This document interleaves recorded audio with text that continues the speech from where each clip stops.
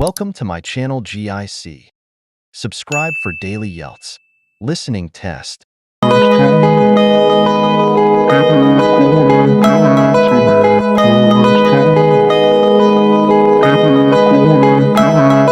Part 1.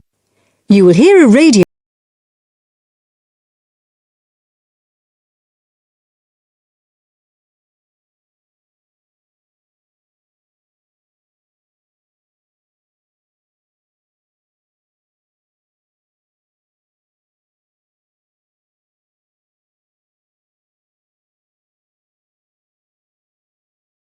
Now listen carefully and answer questions 1 to 5. The time is 6:55 on Thursday, October the 15th. And now here is a brief review of this evening's programmes on Radio 6. Starting in just a few minutes at 7 o'clock, we have the first programme in our new series, Animal Talk, a documentary with Laura Martins and Jeff Burns. And I'll be telling you some more about that in a minute. Then at 7:50 there will be a broadcast on behalf of the Rare Species Protection Group, telling you about some of the work they're doing to preserve endangered species. This will be followed at 8 o'clock by today's episode of Park Square, our drama series following the fortunes of a close-knit community in North London, in which Sunita begins to wonder if Carl has been telling her the truth, and Carl gets into trouble when a private email is read by the wrong person. At 8:30 we have our phone-in programme, What's Your View? Today's topic is the impact of the media, and you are invited to call in with your own views and questions on this topic. If you have a question for the panel, the number to call is 0207 815 4222. This will be followed at 9 o'clock by news and weather, and then at the new time of 9:20 we have our Book of the Week, read by Graham Stanish.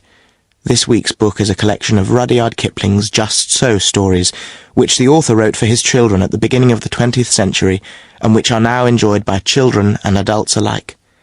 This evening's story, entitled How the First Letter Was Written, is an imaginary account of the events that led to the invention of writing, involving a young girl called Taffy, and a series of misunderstandings that arise when Taffy sends the first written message in the history of the world.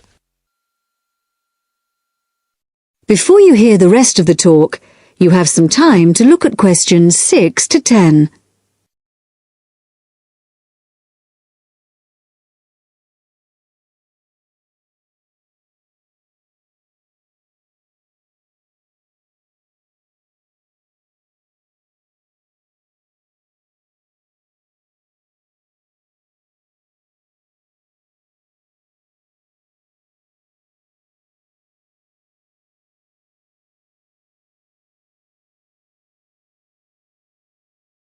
Now listen and answer questions 6 to 10. And now, some more information about our major new documentary series, Animal Talk, which explores the fascinating area of animal communication. Tonight's programme compares the communication systems used by two of the world's largest creatures, the killer whale and the elephant. Although these might seem like very different creatures, in fact there are a lot of similarities between them. They're both mammals, they both live in groups, and the social bonds they form are extremely strong. For example, when a new elephant is born, the others in the group will all gather round to greet it. They also live for a long time, like humans, and their brains are very large, which means that there may be room for something in there that allows them to process some type of language. In the programme, Laura Martins, who has spent many years studying the communication systems of whales, describes how although whales do have very good sight, like humans they mostly use sound to communicate. In the case of whales, this is because this travels well in water, where visibility may be limited. In the programme, you'll hear underwater recordings of the whale calls, but what we don't know yet is whether the whales are talking to one another, or whether the sounds are just to allow them to identify one another. Also speaking on the programme is Dr. Jeff Burns, who has made a special study of elephant communication. Elephants use all their senses to communicate, but as Dr. Jeff Burns explains, one way we are only just beginning to find out about is what has been referred to as silent singing. Sounds produced by elephants which are too low for humans to hear, but can be heard by other elephants. And did you know that another way in which elephants can hear is with their feet? So, when one elephant stamps on the ground, maybe to warn about danger, the sound travels through the ground, and another elephant up to 30 kilometres away may pick it up. To find out more about exactly how they do this, stay tuned to Radio 6 for Animal Talk. That is the end of part 1. You now have half a minute to check your answers. Turns to part 2. Part 2. First, you have some time to look at questions 11 to 17.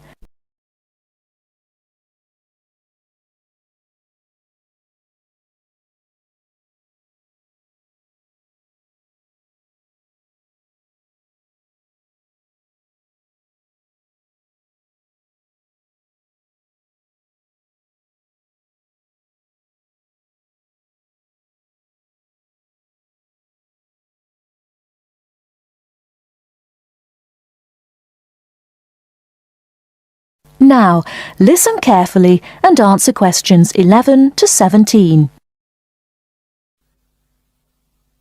Good afternoon, everyone, and welcome to this short talk on the subject of fireworks.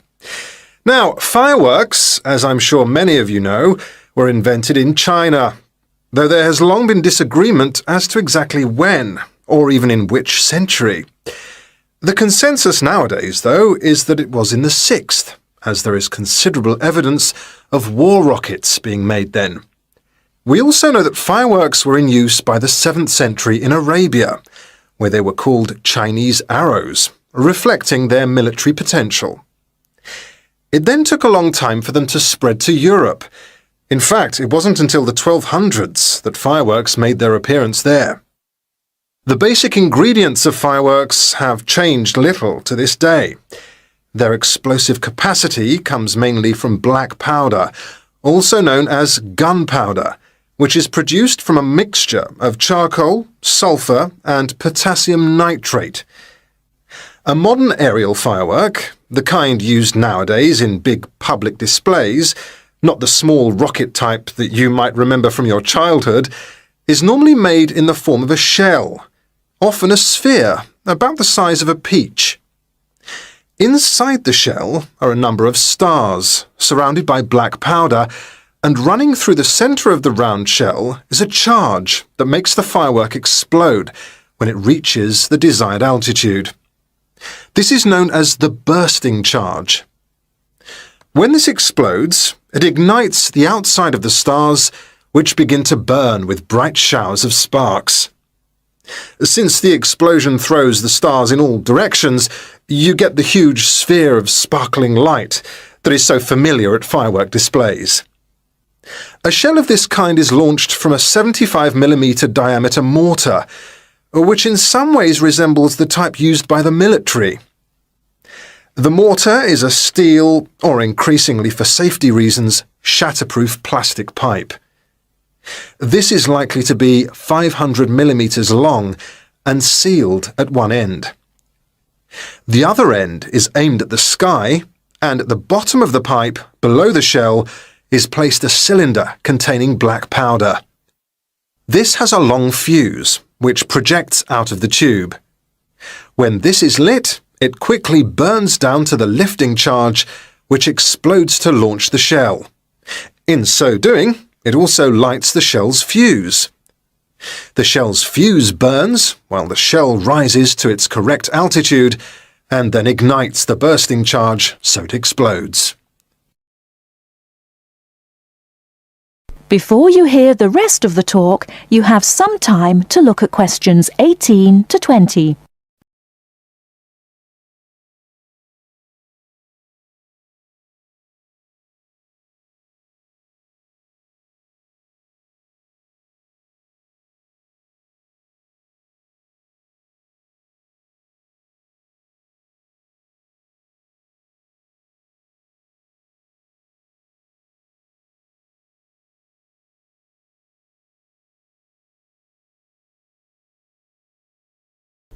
Now listen and answer questions 18 to 20. More complicated shells are divided into sections and burst in 2 or 3 phases. Shells like this are called multi-break shells. They may contain stars of different colours and compositions to create softer or brighter light, more or less sparks, etc.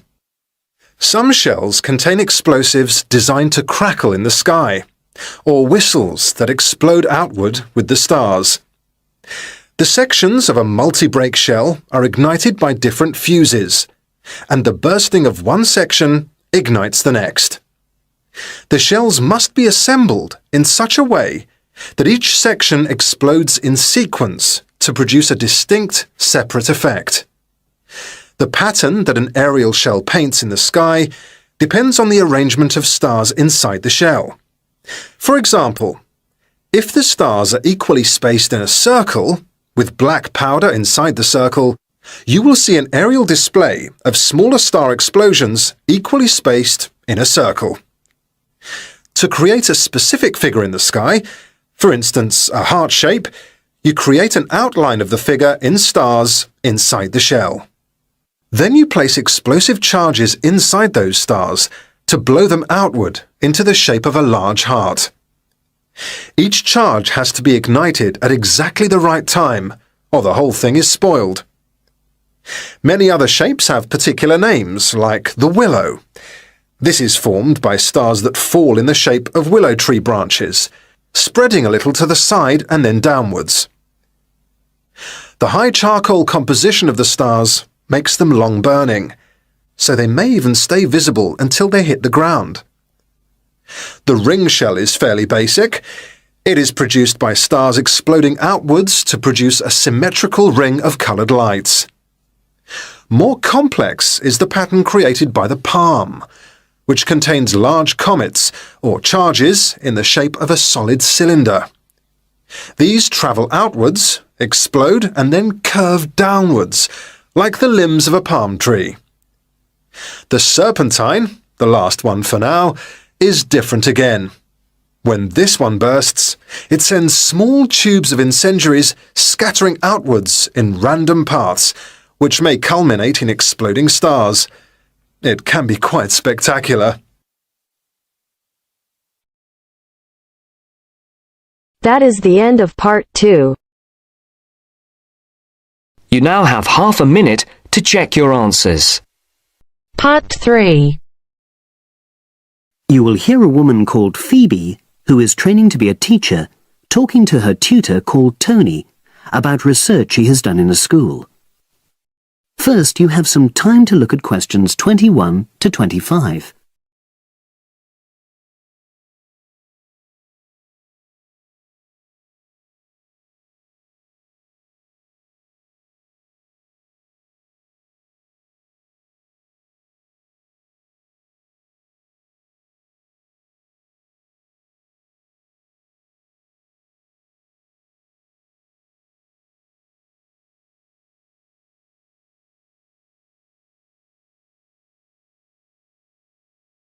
Now listen and answer questions 21 to 25. So, how did you get on with your school-based research, Phoebe? Well, it was exhausting, but really valuable. Good. What was the specific focus you chose? My title is Attitudes Towards Study Among 11 to 12-year-old Pupils. Right, and what made you choose that focus? Well, that's a bit difficult. Lots of my classmates decided on their focus really early on, mainly on the basis of what they thought would help in their future career, in their first year's teaching. So that's what helped you decide? Actually, it was that I came across a book written by experienced teachers on student attitudes, and that motivated me to go for the topic. Okay. So what were your research questions or issues? Well, I wanted to look at the ways students responded to different teachers, particularly focusing on whether very strict teachers made teenagers less motivated. And from your research, did you find that was true? No, not from what I saw, from my 5 days observation, talking to people and so forth. Okay. We'll talk about the actual research methods in a moment, but before that, can you briefly summarise what your most striking findings are? Well, what really amazed me was the significant gender differences. I didn't set out to focus on that, but I found that boys were much more positive about being at school. Girls were more impatient. They talked a lot about wanting to grow up and leave school. Very interesting. Yeah, it is. From doing the research, it was clear to me that you might start out to focus on one thing, but you pick up lots of unexpected insights. Right. Did you get any insights into teaching? Yes, certainly. I was doing a lot of observations of the way kids with very different abilities collaborate on certain tasks, help each other. And I began to realise that the lessons were developing in really unexpected ways. So, what conclusion do you draw from that? Well, I know it's necessary for teachers to prepare lessons carefully, but it's great if they also allow lessons to go their own ways. Good point. Now, I'm really pleased to see you doing this. Analysing and drawing conclusions based on data. But surely this isn't proper data. Because it's derived from such small-scale research. Well, as long as you don't make grand claims for your findings, this data is entirely valid. I like the way you're already stepping back from the experience and thinking about what you've learned about research. Well done. But I know I could have done it better. As you become more experienced, you'll find ways to reduce the risk of difficulties. Okay. Now you have some time to look at questions 26 to 30.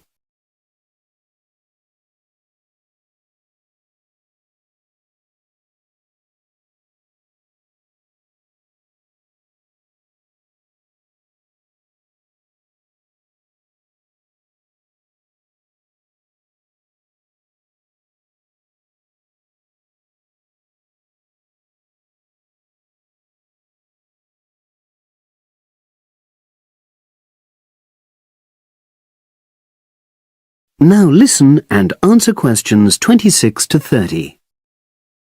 So, let's look in more detail at how you gathered your data. Let's start with lesson observation. Well, it generally went quite smoothly. I chose my focus and designed my checklist. Then teachers allowed me into their classes without any problems, which surprised me. It was afterwards that the grueling work started. Yeah, it's very time-consuming, isn't it? Making sense of analysing your observation notes. Absolutely. Much more so than interview data, for example. That was relatively easy to process, though I wanted to make sure I used a high-quality recorder to make transcription easier. And I had to wait until one became available. Right. And did you interview some kids as well? In the end, yes. I talked to 10, and they were great. I'd imagined I'd be bored listening to them, but... So it was easy to concentrate? Sure. One of the teachers was a bit worried about the ethics, whether it was right to interview young pupils, and it took a while for him to agree to let me talk to 3 of the kids in his class, but he relented in the end. Good. What other methods did you use? I experimented with questionnaires, but I really regret that now. I decided to share the work with another student, but we had such different agendas it ended up taking twice as long. That's a shame. It might be worth you reflecting on ways you might improve on that for future projects. You're right, yeah. Okay. And the other thing I did was stills photography. I didn't take as many pictures as I'd hoped to. Lack of time? It's pretty easy just snapping away, but I wanted each snap to have a purpose, that would contribute to my research aims, and I found that difficult. Well, that's understandable, but remember... That is the end of part 3. You now have half a minute to check your answers. You are going to hear a lecture about dorm rooms. First, you have some time to look at questions 31 to 40.